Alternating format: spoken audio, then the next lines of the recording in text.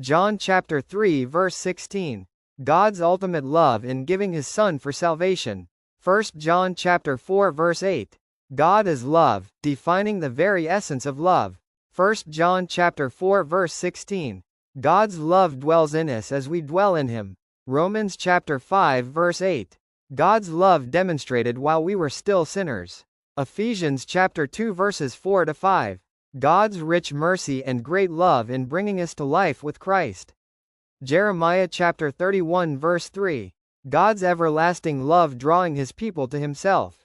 Psalm chapter 36 verse 7. The priceless nature of God's unfailing love and refuge. Zephaniah chapter 3 verse 17. God's delight in us, rejoicing over us with singing. Romans chapter 8 verses 38 to 39. Nothing can separate us from God's unwavering love. Psalm chapter 103 verse 8. God's compassion, graciousness, slowness to anger, and abounding love. Lamentations chapter 3 verses 22 to 23. God's mercies are new every morning, thanks to his great love. 1 John chapter 4 verse 7. Love comes from God, encouraging us to love one another. Deuteronomy chapter 7 verse 9. God keeps his covenant of love to 1,000 generations. Psalm chapter 136 verse 26. A call to give thanks to God, whose love endures forever. Isaiah chapter 49 verses 15 to 16.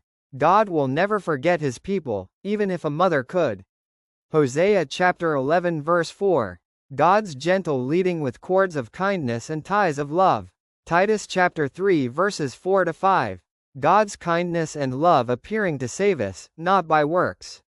Psalm chapter 86 verse 15. God's compassion, grace, slowness to anger, and abounding love and faithfulness.